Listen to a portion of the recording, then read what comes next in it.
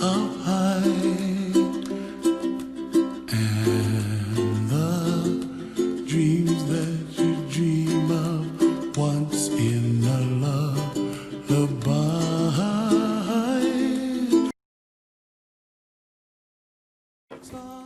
What do you call two birds who are in love? Sweethearts.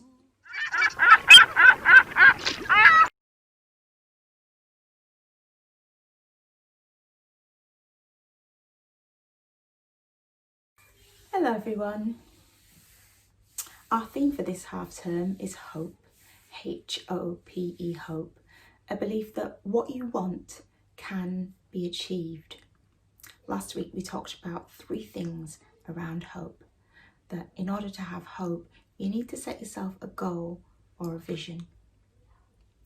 You need to have the confidence to go for that goal or vision. And you need to understand that you may need to take more than one pathway to get there, because quite often when we're trying to achieve a goal, there will be obstacles that get in your way. Let's have a look back.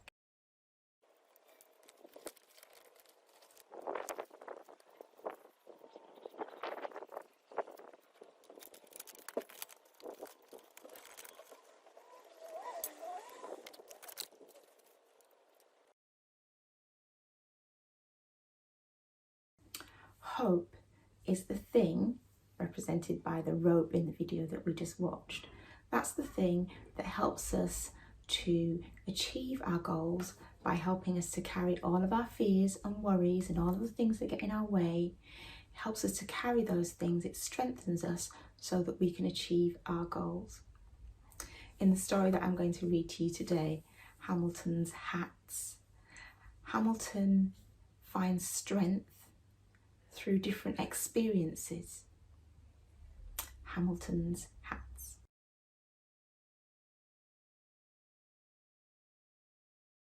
Hamilton the pig was very fond of hats.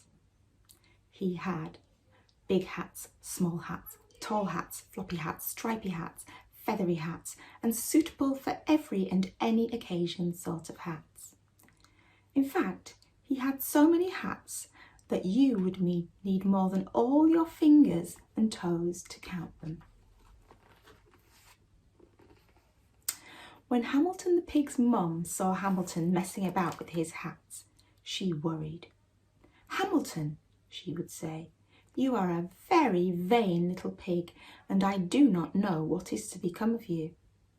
You have many lessons in life to learn, and you will learn none of them from hats." But Hamilton did not listen.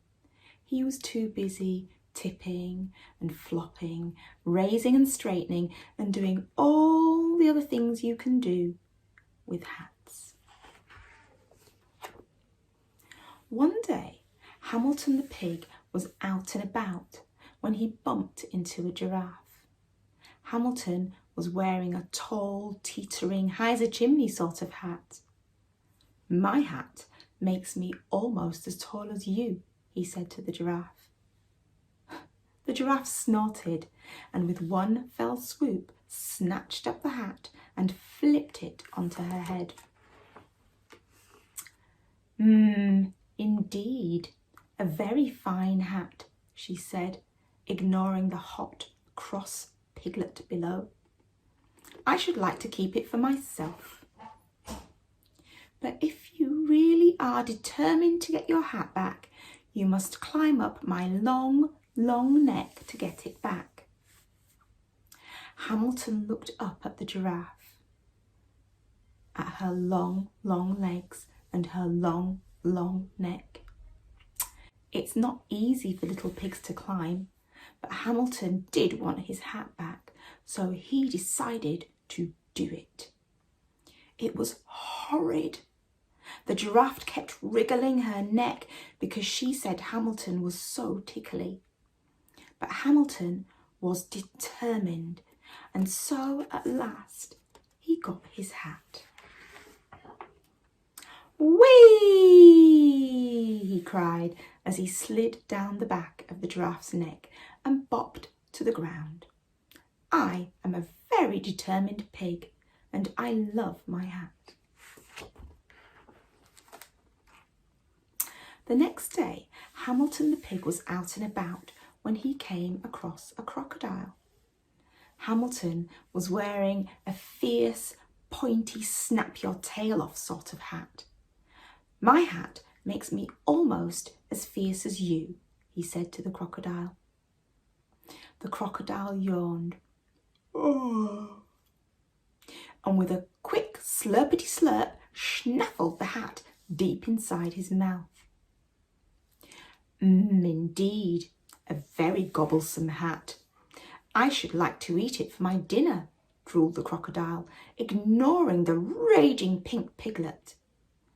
"But if you really are brave enough to get your hat back, you must come inside my hungry, hungry jaws to get it." Hamilton looked at the crocodile's hungry, hungry jaws and his hungry, hungry smile. It's not easy for little pigs to jump inside a crocodile's mouth, but Hamilton did want his hat back, so he decided to do it. It was terrifying. The crocodile kept licking his lips because he said Hamilton was so tasty. But Hamilton was brave, and so at last he got his hat. "Hurrah!" he shouted as he leapt off the crocodile's tongue and ran off as fast as he could. "I am a very determined and brave pig, and I have my hat." The next day, Hamilton the pig was out and about when he met a band of monkeys. Hamilton was wearing a round, bouncy, let's play catch sort of hat.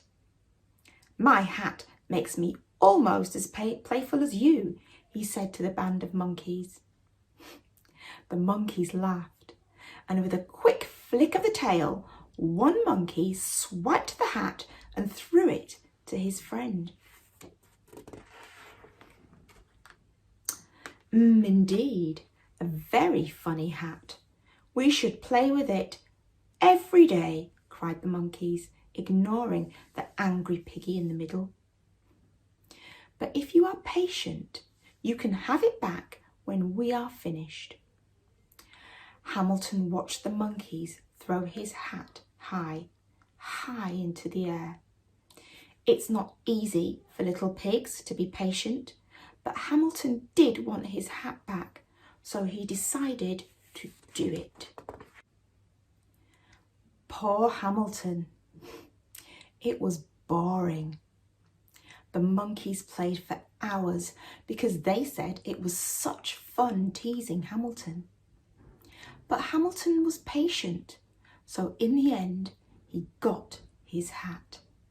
"At last," he sighed as he said goodbye to the monkeys and plodded off. "I am a very determined, brave and patient pig, and I have my hat." The next day it was cold. Hamilton the pig was out and about as usual when he spied a tiny mouse. Hamilton was wearing a soft, teeny, let's cuddle up sort of hat. "My hat makes me almost as small as you," he said to the mouse. The tiny mouse sniffed and looked up at the hat. A slow, miserable tear rolled down her cheek. "What's the matter?" asked Hamilton. "I'm cold and I have no house to live in. Your hat looks so cuddly and warm. It would be just the thing to curl up inside on a winter's night." "You want to sleep in my hat?" squealed Hamilton, horrified. "Oh no," said the tiny mouse.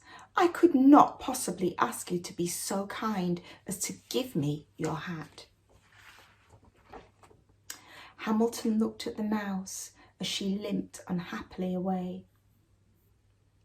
It's not easy for little pigs to be so generous, and Hamilton did not want to give his hat away, but he decided to do it. It was nice. The mouse kept shaking his hand and saying thank you because she said Hamilton was so kind. "Ah," said Hamilton, "I am a very determined, brave, patient and kind pig. But I have no hat."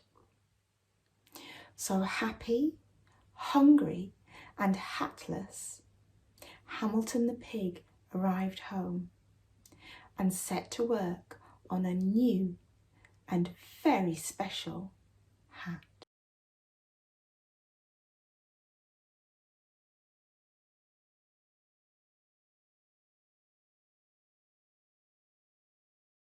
In the story of Hamilton the pig, he had 4 different experiences that taught him 4 different things that strengthened him.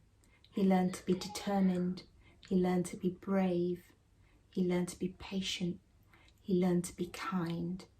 And those experiences were all things that would help to strengthen his sense of hope, his belief that what he wanted could be achieved. For our reflection today, I want you to have a think about an experience that you've had that may have been a negative experience, something that didn't make you feel really happy. We know in the story that Hamilton felt frustrated and tired and scared. But was there something that you learned that helped you to feel positively, that has helped to strengthen your sense of hope? Let's reflect.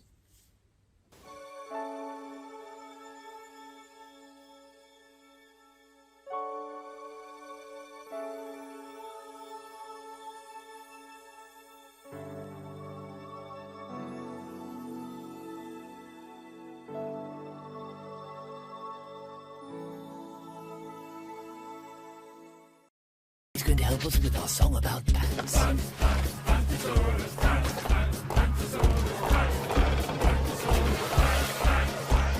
What's in your pants belongs only to you. Your pants cover up your private parts. Your private parts belong only to you. If someone asks to see, just tell them no. Pantosaurus likes to wear his pants. He wears them all day long. They cover up his private parts, and that's what makes him strong. If someone asks to see or tries to touch him underneath them, he tells them no, then tells someone he trusts and likes to speak to. What's in your pants belongs only to you. Your pants cover up your private parts. Your private parts belong only to you. If someone asks to see, just tell them no.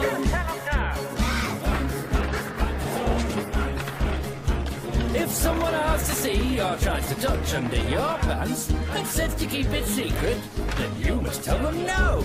Then go and find someone you trust and tell them straight away. They'll say, well done for speaking out and make everything okay. What's in your pants belongs only to you. Your pants cover up your private parts. Your private